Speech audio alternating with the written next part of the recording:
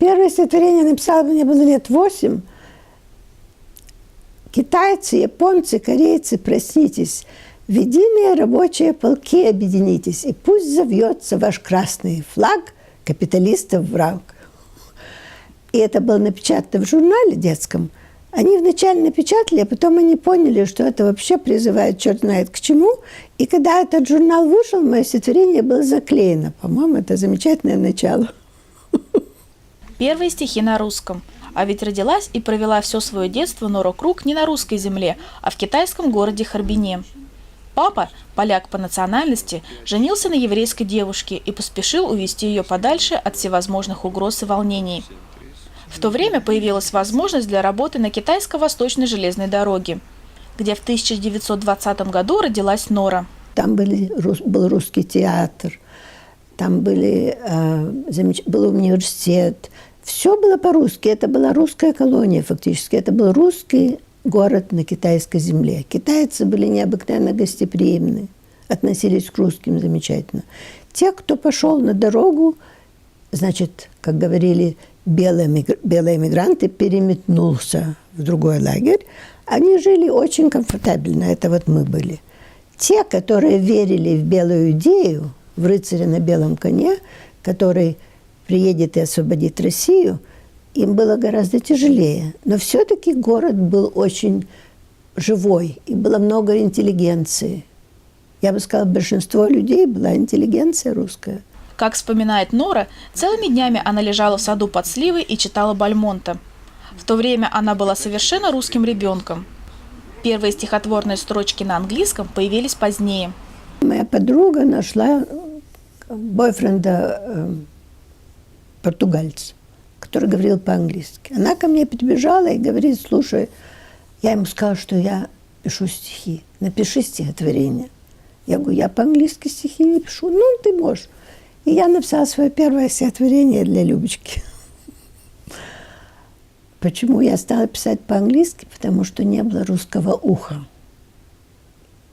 Муж мой, но он не был таким страстным любителем поэзии. Кроме того, он очень много работал. Своего будущего мужа Ефима молодая писательница встретила уже будучи в Шанхае. В этот город Нора с родителями переехали, когда ей было 19. Стихи. Белые, чистые хлопья на этой панели в грязь превращаются. Белые, чистые в грязь. Город жестокий украсить они не посмели. Он ненавидит все чистое, не таясь. Вот он, Шанхай, над чудовищным месивом грязи. Льется из окон высоких прикрашенных свет. Судьбы людские без смысла, без цели, без связи. Прячут от жизни нарядный тюль и жоржет. Климат душевный тяжел, ограничены дали. Страшно, что вакуум жизни уютен и чист. Люди и сами смертельно уютными стали. Тянет в болото безжалостный город-садист.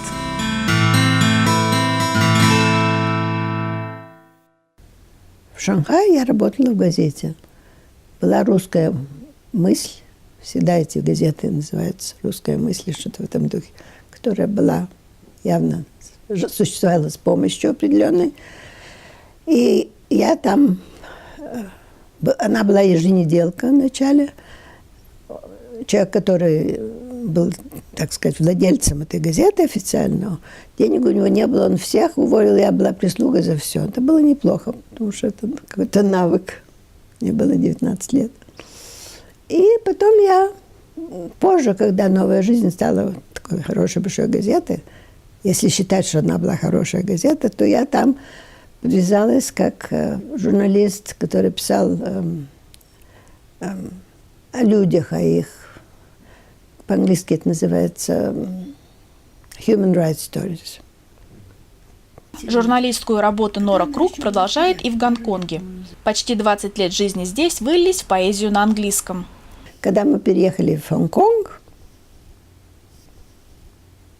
то я стала писать по-английски. В Гонконге я работала в английской газете, у меня была колонка, которая называлась «Petal Points», что я преподаватель икебана, и я очень была увлечена этой работой. У нас была большая организация Икебана International. Я писала по-английски в газету, и люди, все друзья, все англоязычные. Было несколько русских дам, которые были замужем за французом или за англичанином. Даже моя приятельница детства тоже была там, но они все уходили вот от русского языка. Трудно писать. И страдать трудно по-настоящему в России. Кутаясь в русскость, чуть износившуюся, некогда выращенную подспудно, некогда в русском Китае родившуюся. Но от того, что чаша нас минула, чувство вины прорастает болью, как после прошлой большой войны. Чад крематориев, смрад вины. Братьям оттуда и там безымянным малым борцам или жертвам случая не перебросить даром нежданным тусклого нашего благополучия, наша наивная неиспуганность душ зарубежных. А там не бой, в доме бездомие, ущерб, поруганность, люди с искромсанной судьбой. Только теперь забили в набаты, но себелюбие громче грома. Все мы безвыходно виноваты, чудом избегнувшие погрома, души упрятавшие от разгрома. И от того, что чаша нас минула, наперекор больному безволию, чувство вины прорастает болью. С 1976 года Нора Круг живет в Австралии. В ее жизненном багаже разные страны, культуры, люди.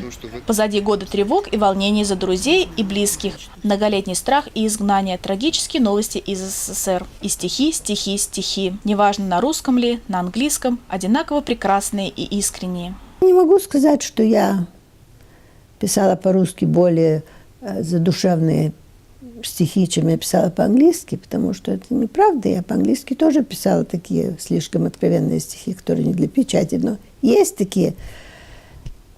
Но я бы сказала, что организация, вот, которую взяла, что называется, на себя Таня Бонч-Смоловская, для меня очень много сделала. Вдруг я встретила всех этих людей, которые очень интересовались поэзией. У меня целая папка была переводов. Я перевожу стихи с русского на английский. И у меня переводы. Я ничего с ними не сделала. Я не пыталась их публиковать. Теперь я хочу это сделать. И я присоединилась к этой группе. И даже один раз получила приз, который выдали в Москве за стихи, потому что и даже за те стихи, которые были мои стихи, переведенные с английского на русский. Они сказали, что не похожи совсем на перевод, потому что мои собственные. Так что я вернулась к русским корням. 3 изданных книги английской поэзии, австралийская литературная премия Джин Стоун, русские стихи, переводы. Глядя на эту активную женщину с горящими глазами, понимаешь, что это для нее не предел. А 92 года совсем не возраст. И, читая одно из самых популярных ее стихотворений о зеркалах, так и хочется поспорить с безжалостным холодным судьей. Нет, не старуха, а элегантная, жизнерадостная женщина, полная сил и энергии жить и творить. Зеркала. Мы писали о них с придыханием. Их таинственный мир был прекрасен и молод. Все обиды лечились волшебным касанием. Врачевала улыбка наш тайный голод. О предательстве зеркала всем известно. Кто белей и румяней, и та, и эта. Опасаясь, что мнение зеркал нелестно, не прошу у стеклянной судьи ответа. Но порой, проходя близ зеркал нескромных, в голове подбираю стишок по слуху, я ловлю чей-то образ. Неужто маму? Нет, не маму, а чуждую мне старуху.